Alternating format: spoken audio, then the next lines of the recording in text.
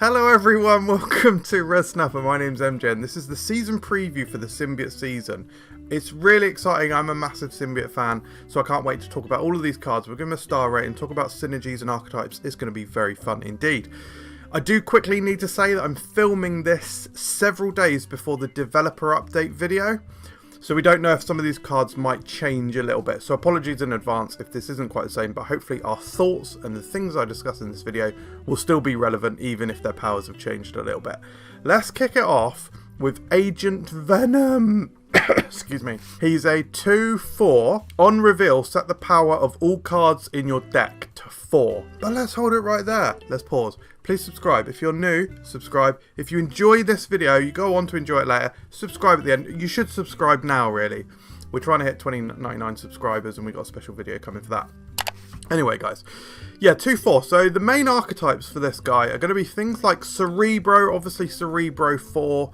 Set power archetype, yeah, you'll see that I've made these new tags, I hope you like them. And the negative archetype, even though there's a little bit of sort of negative synergy with Mr. Negative himself, which we'll talk about in a little bit as well. Some of the key synergies with this guy I envision being cards like the Hood, and Iron Man. So the Hood in particular, and cards like that, so cards like the future Gore, who is coming out in a couple of months. These cards with negative power, like -3. Gore is also a -3. If you can then swing them to have 4 power, that is an absolutely massive swing. That is like 4, 5, 6, 7. That's like 7 power. I had to count on like multiple hands to even get that. That's how big of the swing it is. So that is just crazy. I mean, it sends Hood from being a 1 energy, 3 power play if you don't send it across or whatever, you know the things that synergize with Hood.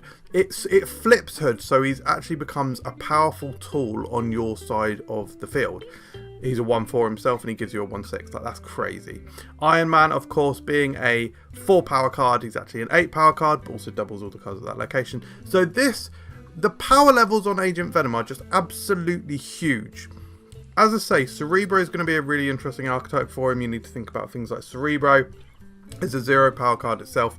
Mystique, that double combo, they themselves will then benefit from their own buffs, which is just crazy, so powerful.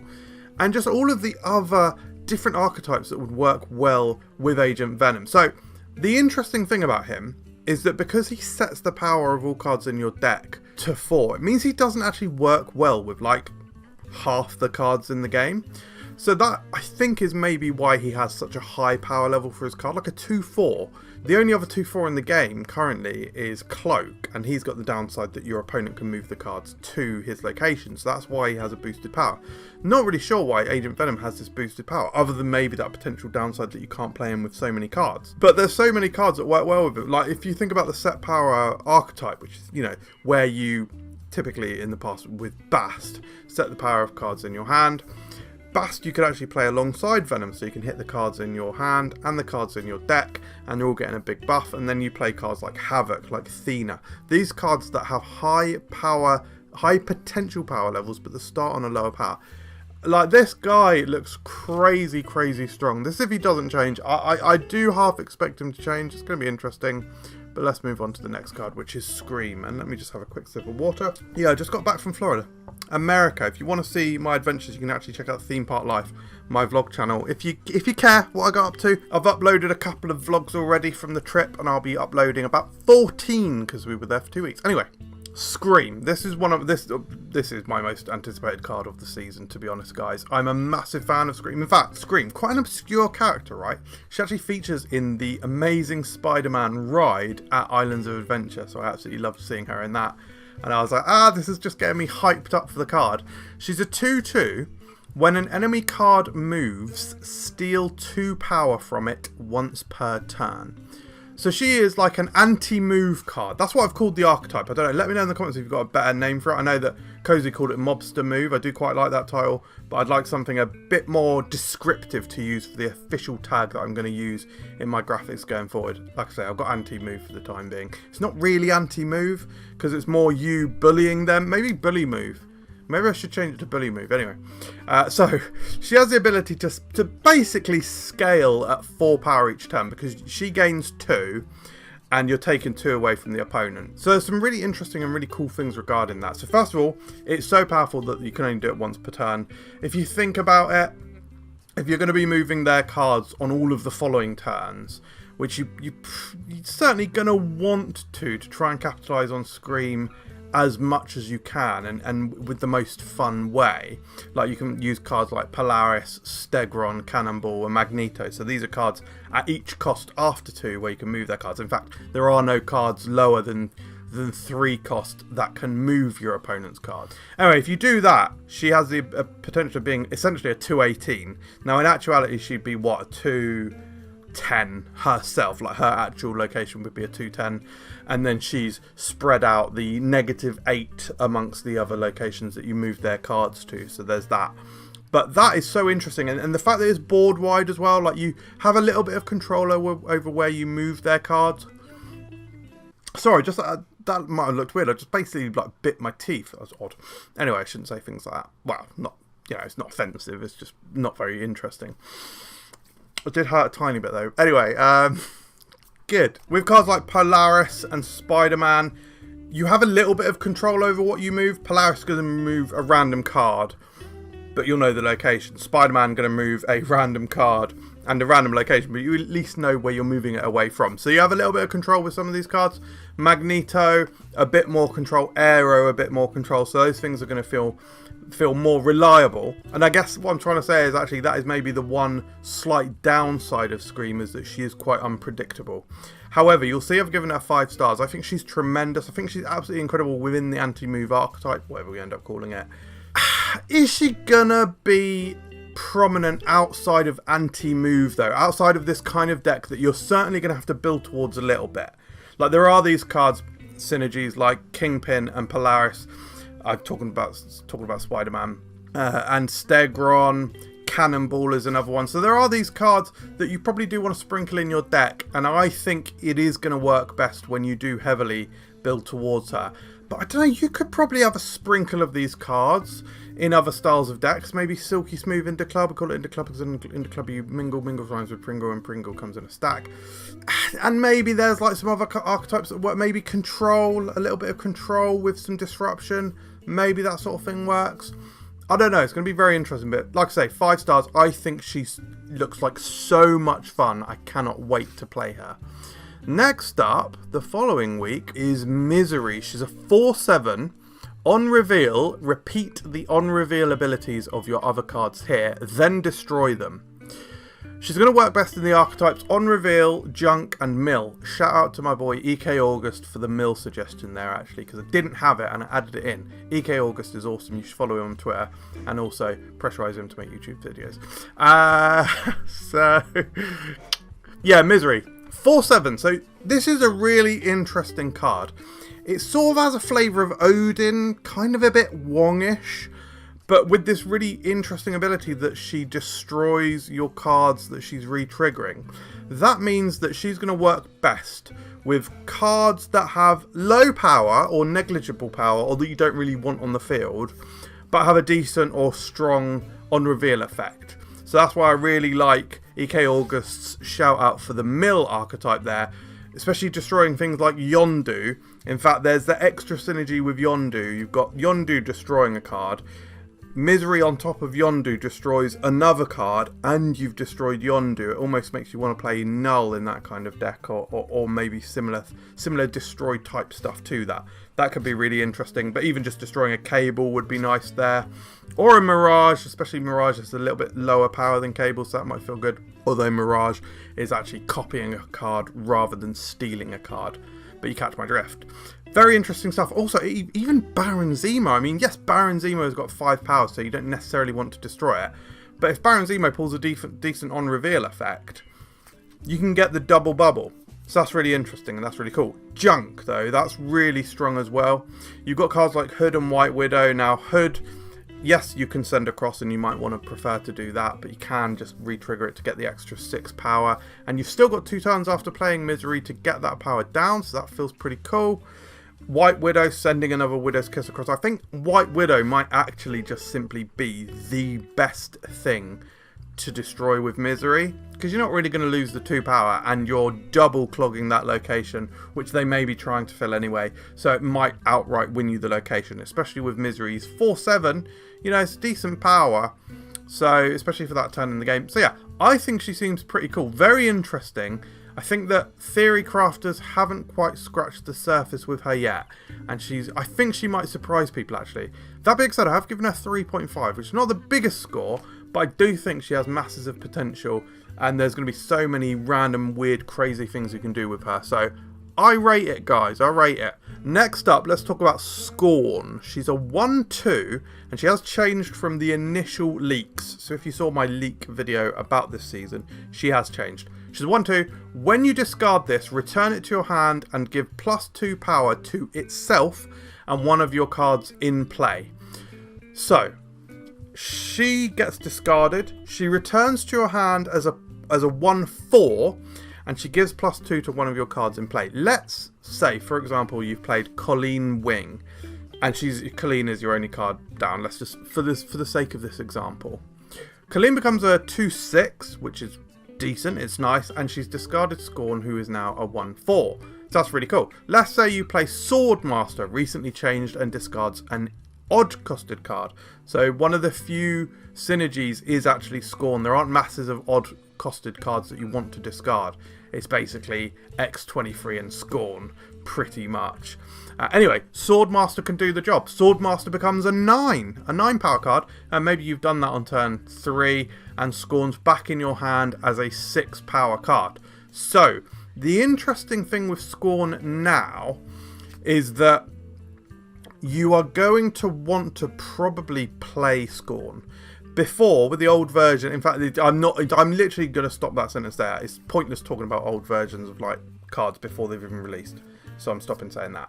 Anyway, you're probably going to want to play Scorn. So that means on turn 6, you probably want to play a 5 power card. So yeah, it's interesting because the difficulty there is if you want, because Scorn's odd, you want to play Scorn with cards that discard odd costed cards. So Swordmaster has the opportunity there, but then you don't want to discard your 5 energy cards. So yeah, there's a little bit of mismatch there, but I still think there's masses of potential for Scorn, and we only talked about, like, in the example of discarding her twice. You could certainly discard her again. What if you play MODOK, right? And it's not hard to discard Scorn multiple times. Like, you know, Colleen Wing, why don't you Grandmaster? You get the extra 2 power from Scorn anyway, so you don't feel as bad about playing a 2 power card on turn 3. Or you do it to better fit in with energy. What, you know, could you chain link Colleen? Is there something there? Colleen on 2, Grandmaster on 3. Heck, could you Absorbing Man? No, probably not actually. But maybe Swordmaster on 3, Absorbing Man on 4. Maybe you've drawn MODOK. Anyway, this thing can definitely add a lot of power and pump out power onto your board, and it can grow quite big herself, but you are probably going to want to play her. Or maybe Dracula discards her, and that's another way that you can capitalize on Scorn growing. That might work as well. Yeah, there's some really interesting things with this card. I like her a lot. I didn't discuss the archetype, guys. Obviously, she's a discard card. And this variant is absolute fire, by the way. Now, that being said, I do think she's only decent or slash pretty good. So I've given her 3.5 stars, aka 3.5. Sure, I think she's great. I don't think she's quite as busted as she was in the old version, even though I said I wasn't going to discuss the old version. I'm not. Moving on to Toxin is a 2/1. On reveal, return your other cards here to your hand, +2 power for each returned. This guy's really interesting and actually a lot more powerful. I said I wasn't going to talk about old versions. Look. Yeah, as a 2/1, this guy, obviously he's a bounce card. 2/1, super interesting card. He's sort of a mix between sort of Falcon / Beast / Carnage. It's really almost / Venom as well. Toxin, of course, is the child or merged symbiote of Venom and Carnage. So that's why you see in the artwork he's like red and black. Very cool. Anyway, yeah, pings those other things to your hand and gains +2 power. So he could certainly easily, like, he's often going to be like a 2/5, right? Because you're certainly going to be getting +2 twice. You rarely going to want to bounce less than one card. Well, you're never going to want to bounce less than one. You're rarely going to want to bounce less than two. And of course, the opportunity is there to bounce 3 cards. He is the 3rd bounce card in the game. So alongside Beast and Falcon, so that's really interesting. And because of his cost, you can do just crazy interesting things here with snowballing bounce. So maybe you play Iceman on 1. Maybe you play, what's a good 2 cost to bounce? Maybe White Widow. White Widow on 2. Play Toxin on 3. Then you can play Iceman and Beast on top of the Toxin. What is this, turn 4 now, I think? Play them all again down on 5. In fact, you can, because Iceman's now down to 0 and Toxin's down to 1 because of Beast, you actually have loads of flexibility in replaying almost even higher costed cards and then Toxin in them. I hope you're keeping up, because I'm barely keeping up with myself. Bouncing them back to your hand, then you play them again. So this chain reaction of bouncing is going to be crazy. Going to be particularly powerful actually with 1 costed card. Silver Sable is maybe a better example to bounce there, because you can chain that so many times that you're afflicting the top card of their deck almost perennially. Oh, it's going to be very, very spicy. So as you can see, I've given him 4 cards. It is literally just a bounce card, so it's very specific and narrow, but albeit fantastically good. A very, very strong card. I think I'm looking forward to... I was going to say playing him. I'm probably not getting him because my cache opening has gone badly. I've got 2 back-to-back weeks where I had to open 4 caches. I'm probably not going to be able to get Toxin. But the final card of the season is Anti-Venom. He's a 4/6. On reveal, set the cost and power of your deck's top card to 0. I've given him 3.5, and I've envisioned his best archetypes are going to be combo decks, ongoing decks, and on-reveal decks. So bear with me here, guys. On-reveal decks, generally speaking, they're great because you can repeat the on-reveals. They've often got things like Wong, maybe Misery, and so yeah, they get to do powerful on-reveal effects multiple times. So if you do have Wong in that deck, and let's say you've got Odin in that deck, and you've got White Tiger in that deck, getting one of those cards as a 0 cost is really, really powerful because it gives you a surprise ending and surprise reach. This is a similar type of thing that people talk about to Pixie. When you play Pixie down on that turn 2 and you shuffle the cost of all those cards in your deck, your opponent doesn't know what to expect. It's going to be a similar thing with Anti-Venom and that very special 0 cost card in your hand. Yes, of course, it doesn't have high power, but that's why you may want to play it with cards like White Tiger, which have a low power but a very strong on reveal effect.